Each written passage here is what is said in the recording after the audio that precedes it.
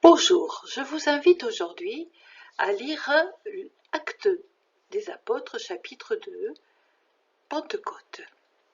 Prenez le temps d'aller dans une Bible lire ce texte du chapitre 2, versets 1 à 41, puis nous nous retrouvons, vous me rejoignez, nous regarderons ensemble certaines expressions qui sont choisies dans le détail. À tout de suite. Verset 1. Quand arriva le jour de la Pentecôte, au terme de 50 jours, ils se trouvaient réunis tous ensemble. Quelle est cette fête? Pourquoi? Qui est réuni? Nous allons le voir avec ce contexte. Il faut aller lire les versets précédents. Dans le premier chapitre, Saint Luc, la communauté de Saint Luc, nous rappelle sous forme d'une lettre à un certain Théophile, nous rappelle la mort, la résurrection et l'ascension de Jésus, et surtout l'annonce de son retour. Versets 13 et 14, il nous fait la liste des apôtres qui étaient réunis tous ensemble, vous les voyez, ils sont 11, d'un seul cœur ils participaient fidèlement à la prière, avec quelques femmes, dont Marie, mère de Jésus, avec ses frères. Donc on peut penser qu'au chapitre 2, ce sont les mêmes qui sont rassemblés. Au verset 26, on précise donc que Judas va être remplacé par Matthias, puisqu'il faut absolument que le groupe soit 12. Symboliquement, ce sont les 12 tribus d'Israël. Ils représentent ainsi tout le peuple de Dieu qui est rassemblé. Pentecôte. Vous vous demandez peut-être ce que signifie ce mot. En grec, ce mot signifie 50. La fête juive de la Pentecôte était à l'origine la fête qui célébrait le jour où Moïse reçut les 10 paroles. C'était une fête sous le signe de l'alliance de Dieu avec son peuple. Donc à l'origine, une fête juive. Et c'est pour ça que les apôtres étaient rassemblés ce jour-là. Quelle était cette expérience du Sinaï? On lit dans le livre de l'Exode au chapitre 20, sur le Sinaï, Moïse reçoit l'étape de la loi, les 10 paroles. Et Dieu dit quel est son nom, il lui dit « Je suis le Seigneur ton Dieu, qui t'ai fait sortir du pays d'Égypte, de la maison d'esclavage. Tu n'auras pas d'autre Dieu en face de moi. » Voilà, on nous présente d'emblée un Dieu qui est le « Je suis » et le libérateur. Il n'y en a pas d'autre. Et dans Exode 23, on précise « Tu observeras aussi la fête de la moisson, celle des premiers fruits de ton travail, de ce que tu auras semé dans les champs. » Donc c'est la récolte 50 jours après les fruits de la moisson.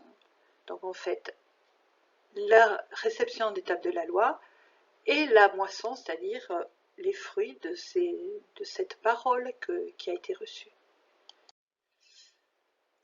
À Pentecôte, les Juifs font mémoire de cela, des 10 paroles, de la récolte des fruits. Après la mort et la résurrection de Jésus, les disciples rassemblés fêtent la Pentecôte et reçoivent l'Esprit, peut-être pour une nouvelle Pentecôte. Quel lien peut-on faire entre ces deux fêtes de Pentecôte, fête juive et fête chrétienne? Ce n'est pas pour rien, ce n'est pas un hasard. On continue le récit, verset 2, soudain un bruit survint du ciel comme un violent coup de vent. La maison où ils étaient assis en fut remplie tout entière. Un bruit qui vient du ciel, un coup de vent. Quel est ce bruit? Comme un violent coup de vent. Littéralement, c'est fracas, comme un souffle violent se précipitant. Et tout de suite, ce bruit nous rappelle le Sinaï, puisque au moment de la réception des 10 paroles, il y eut des coups de tonnerre, des éclairs, une lourde nuée sur la montagne et une puissante sonnerie de cor dans le camp. Tout le peuple trembla. On peut se demander donc la Pentecôte serait-elle une réplique du Sinaï? On va vivre un nouveau Sinaï, puisqu'il y a de nouveau ce bruit qui se fait entendre. Pourquoi un bruit? Dans la Bible, les manifestations de Dieu sont souvent décrites par un bruit de tonnerre, de tremblement de terre, un souffle violent. Cela dit une expérience spirituelle, donc une expérience forte, qui est impressionnante, bouleversante. La révélation de Dieu est ainsi. Elle est impressionnante, bouleversante. Si nous voulons l'actualiser pour nous aujourd'hui, on peut se demander quel est ce bouleversement intérieur. Est-ce que pour nous aujourd'hui, personnellement, Dieu nous est révélé dans un grand bruit ou bien dans le silence? Les deux sont présents dans la Bible, peut-être aussi dans notre vie personnelle. Verset 2. Ce bruit vient du ciel, survient du ciel. Quel est ce ciel? Ce n'est pas le ciel extérieur. Cela a sûrement un autre sens.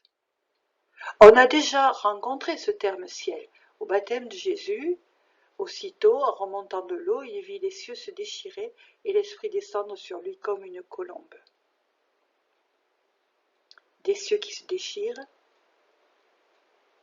et de ce ciel vient l'Esprit. Comment interpréteriez-vous ce terme ciel? Pour vous, quel est ce ciel?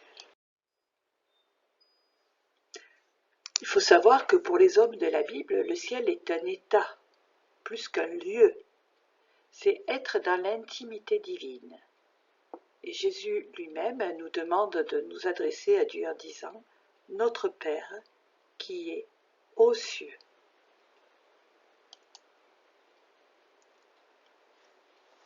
Ce bruit venant du ciel, tel celui du Sinaï, annoncerait-il une manifestation divine? Dieu viendrait-il au-devant de son peuple pour une alliance renouvelée? Ou bien une alliance toute nouvelle, quelque chose de nouveau va démarrer. Verset 3. Apparurent des langues qu'on aurait dites de feu, des langues comme du feu. Certaines fois c'est traduit comme cela, comme du feu. On sait que la langue, c'est à la fois l'organe de la parole, situé dans la bouche, mais c'est aussi le langage. De quelle langue parle-t-on dans ce texte? Et est-ce que cette langue, cette parole, elle peut être de feu? Il faut aller lire le livre du Deutéronome qui raconte d'une autre façon l'histoire du Sinaï, et on rappelle au peuple que le Seigneur a parlé du milieu du feu. Le son de ses paroles, vous l'entendiez, mais vous n'avez vu aucune forme, rien qu'une voix. C'était seulement une voix qui s'exprimait au moment du Sinaï.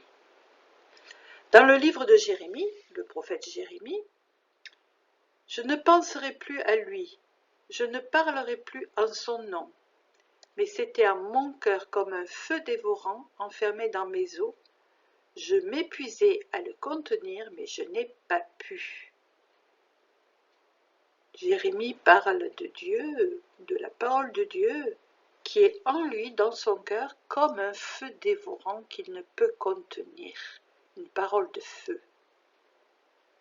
Autre exemple, dans l'évangile de Luc, les disciples d'Emmaüs, ils se disaient l'un à l'autre, après avoir reconnu Jésus à la fraction du pain, et pendant qu'il nous parlait, notre cœur n'était-il pas brûlant, tandis qu'il nous parlait sur la route et nous ouvrait les Écritures.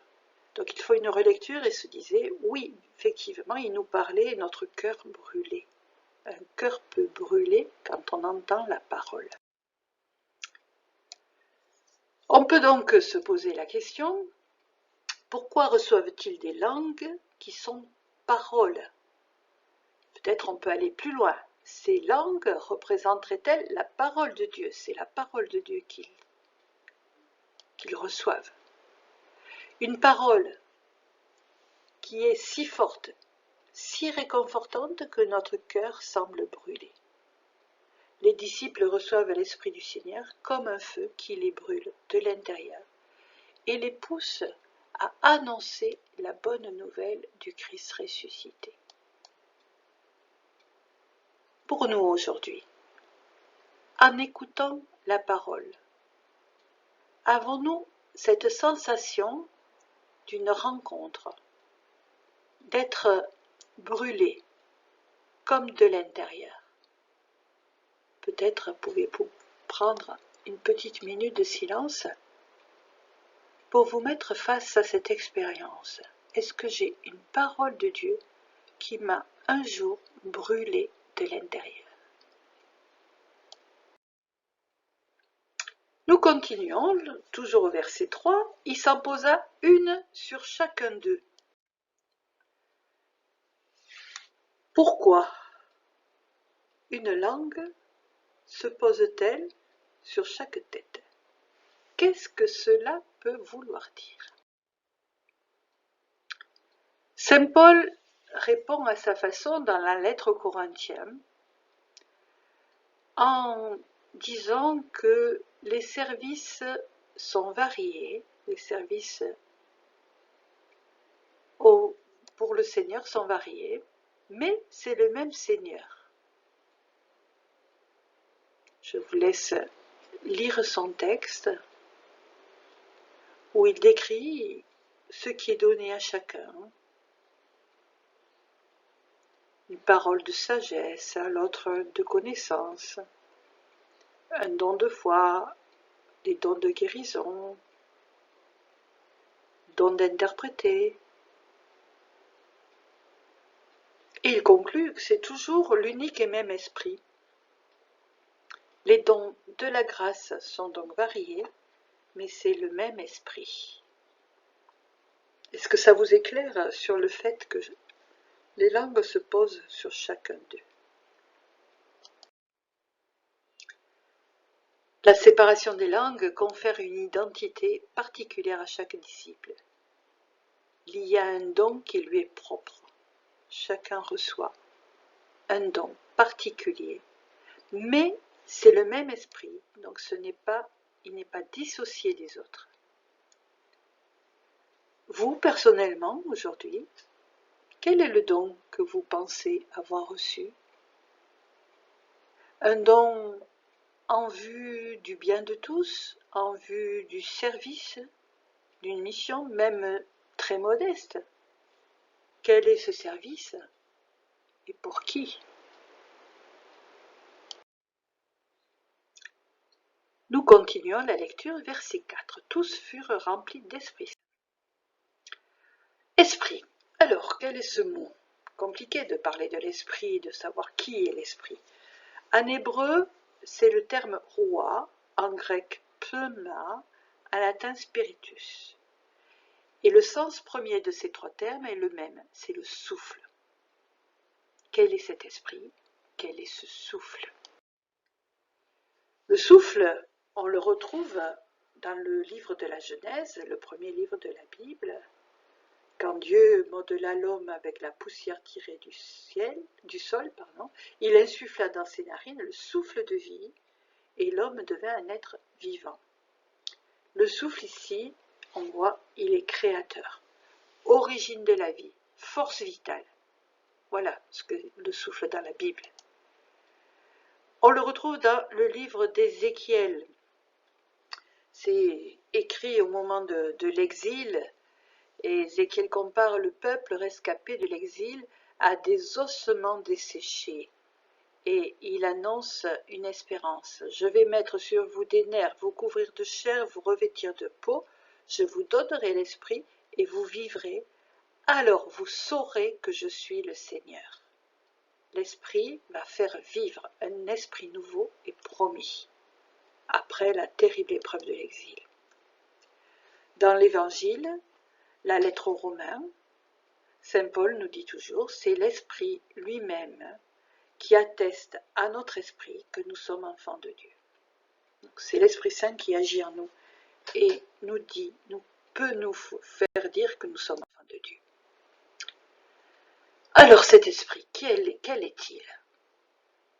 Un souffle, une force intérieure, le feu de l'amour de Dieu, donné à tous et à chacun, et qui s'accomplit en Jésus. Saint Irénée, un père de l'Église, nous dit que Fils et Esprit, ce sont les deux mains du Père, une façon de définir ce mot très compliqué de la Trinité. Fils et Esprit, les deux mains du Père. Et l'Église est née et vit de ces deux missions. Il faut le Fils et l'Esprit pour que naisse l'Église. Nous retrouvons tout cela dans le sacrement de confirmation. Il donne aux chrétiens la force de l'Esprit Saint et permet d'aller annoncer la bonne nouvelle de Jésus-Christ par les paroles et les actes que nous posons. Verset 4, donc ils se mirent à parler en d'autres langues, chacun s'exprimait selon de l'Esprit. Tiens, tout à coup, d'autres langues. Tous parlent des langues différentes, tous se comprennent. Est-ce qu'ils avaient appris à parler des langues étrangères? Ou est-ce que ça veut dire autre chose? Peut-être il y a une langue qui fait que tous se comprennent. Quel est ce don reçu qui permet d'être compris par tous? Prenez peut-être un petit moment pour y penser. Quel est ce don qui fait qu'il y a un langage universel dans le monde entier pour tous les chrétiens? Dans le Premier Testament, on trouve déjà ce don de la parole. Dans le livre des Nombres, le Seigneur descendit dans la nuée pour parler avec Moïse. Il prit une part de l'esprit qui reposait sur celui-ci et le mit sur les 70 anciens. Dès que l'esprit reposa sur eux, ils se mirent à prophétiser, mais cela ne dura pas. Donc on voit déjà dans l'Ancien Testament qu'il y a une part de l'esprit qui vient sur chacun et cet esprit donne la parole. Dans le livre de la Genèse, peut-être connaissez-vous l'histoire de Babel.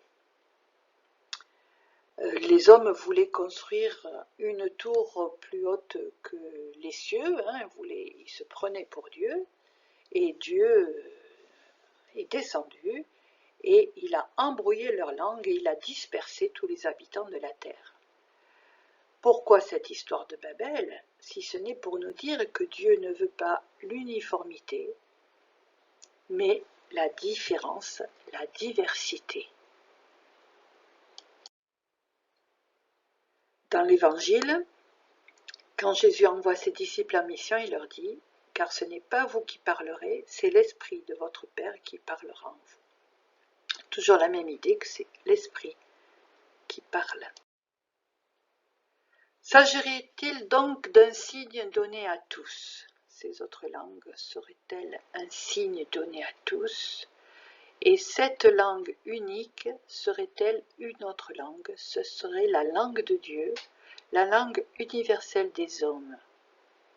Peut-être la langue de l'amour, la langue du cœur, cette langue que tous cherchent, que tous espèrent, celle que tous peuvent comprendre, une langue qui rassemble dans la diversité.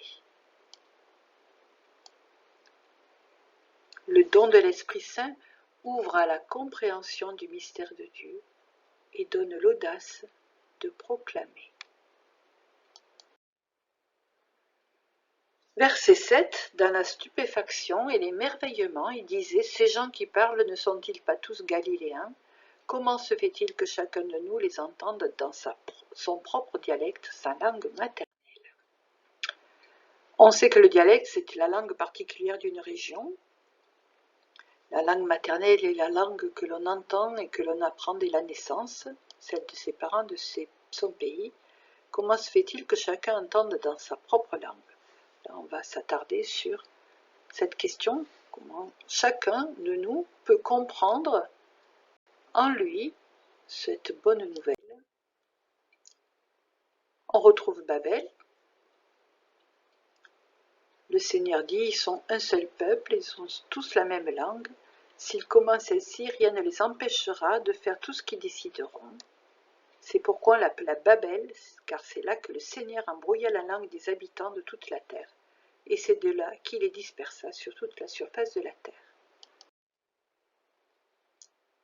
On l'a déjà dit tout à l'heure, Dieu descend, brouille les langues car il ne veut pas l'uniformité. Et dans ce récit de Pentecôte, on dit souvent que Pentecôte est l'anti-Babel. On voit qu'il y a quelque chose de pareil. Dans ce récit de Pentecôte, Dieu se donne à comprendre à chacun selon ses propres capacités, ses propres dons, sa propre langue. Il nous rejoint dans notre vie personnelle particulière. À la suite de cela, sommes-nous des porte-paroles de Dieu dans notre vie de tous les jours?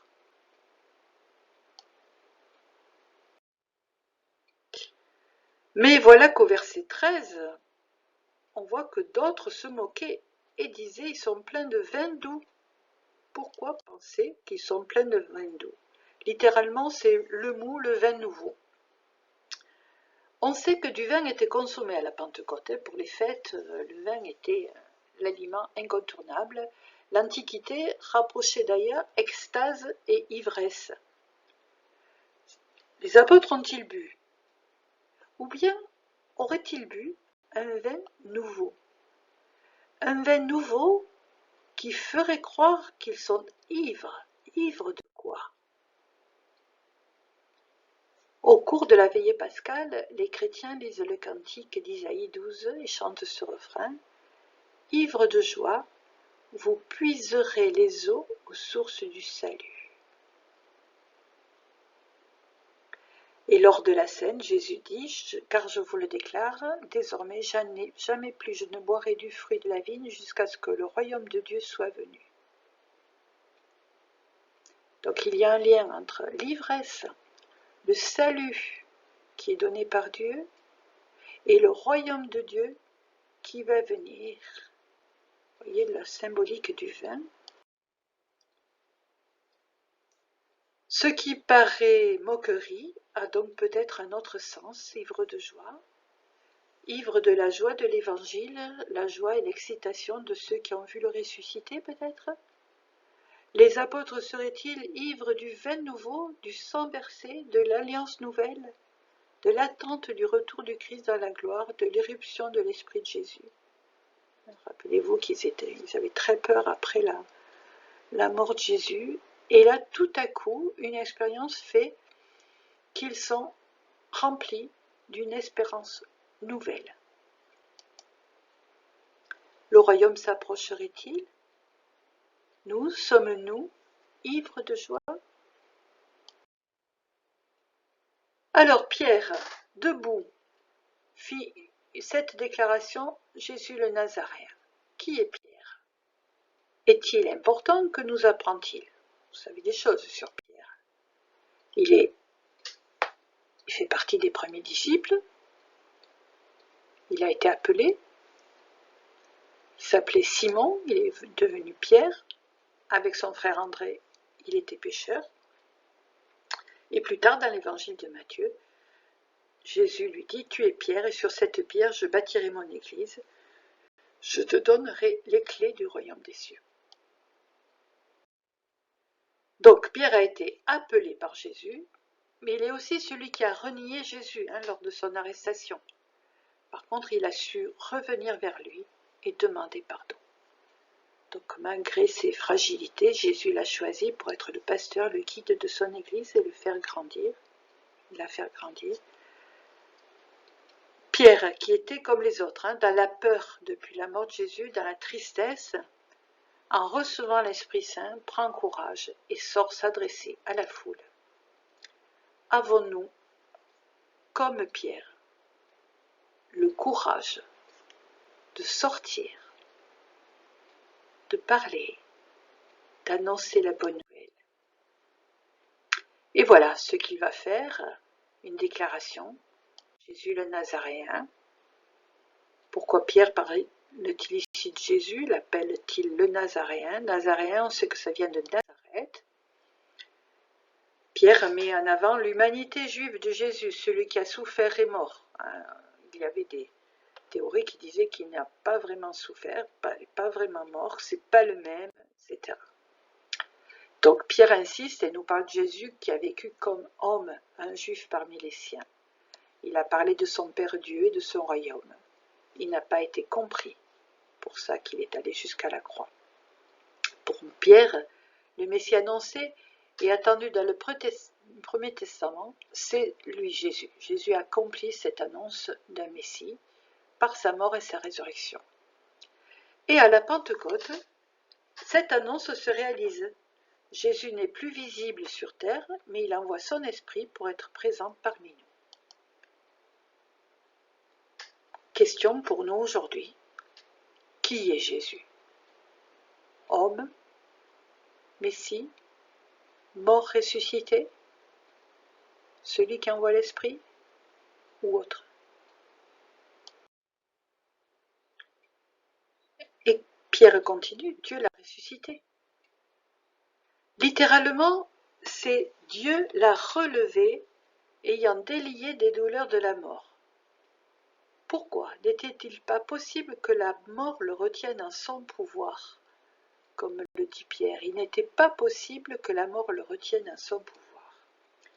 Pierre démontre dans son long discours, vous pouvez aller le relire tranquillement, que tout était annoncé dans les Écritures, dans le Premier Testament. En conséquence, Jésus ne pouvait rester dans le séjour des morts, puisqu'il est le Messie annoncé. Voilà, tout son long discours vise à nous faire comprendre cela. Jésus avait annoncé que l'Esprit Saint viendrait sur eux, donc ça avait déjà été dit dans les évangiles, et dans les actes des apôtres, vous allez recevoir une force quand le Saint-Esprit viendra sur vous. Et Luc et moi, je vais vous envoyer sur vous ce que mon Père a promis. On voit bien avec ce discours de Pierre que le mystère pascal est le centre de la foi chrétienne. Et l'effusion de l'Esprit est l'effet de la résurrection. Nous voilà au cœur de la foi. Croyons-nous en l'effet de la résurrection, en l'effusion de l'Esprit? Verset 32, nous tous nous en sommes témoins. Qu'est-ce que c'est être témoin? La définition courante, c'est une personne qui a vu ou entendu quelque chose parce qu'elle était présente et qui peut raconter comment cela s'est réellement passé. Donc les apôtres ont raconté ce qu'ils ont vu, entendu,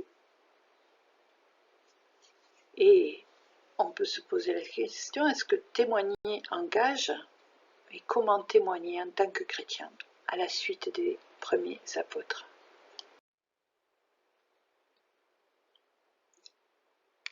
Vous allez recevoir une force. Quand le Saint-Esprit viendra sur vous, vous serez alors mes témoins à Jérusalem, dans toute la Judée et la Samarie, jusqu'aux extrémités de la terre.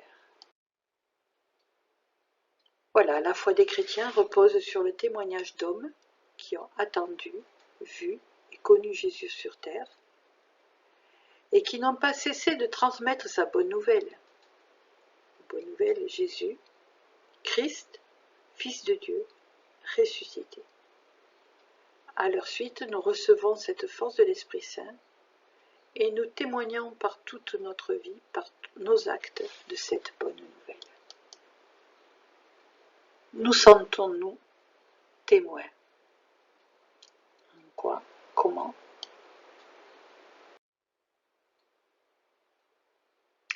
Pierre continue en disant que Jésus a été élevé par la droite de Dieu.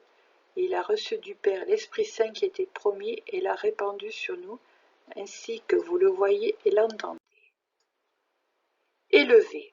Élevé par la droite de Dieu, littéralement c'est exalté. Je vous invite à repérer les 3 arguments dans ce verset 33 pour dire que Jésus est Christ. 3 arguments. Donc Jésus a été élevé ou exalté par Dieu. Il a reçu l'Esprit et l'a répandu. Nous sommes ici au point culminant du discours de Pierre. l'effusion de l'Esprit est un effet de la résurrection. Dieu l'a fait Seigneur et Christ, ce Jésus que vous avez crucifié. Pierre appelle Jésus Seigneur et Christ, comme à l'Annonciation. L'ange avait dit à Marie, « L'Esprit viendra sur toi, celui qui va naître sera fils de Dieu. » Rappelez-vous que Christ, ça signifie Messie, celui qui est oint, marqué de l'huile des rois. Pierre affirme donc, par ce long discours, que Jésus, homme, celui qui a été promis à Marie, est bienvenu par l'Esprit Saint. Il est bien le Fils de Dieu, le Messie promis. Et je vous laisse sur cette grande question. Croyez-vous aujourd'hui que Jésus soit le Christ, Fils de Dieu, temple de l'Esprit? Bonne méditation.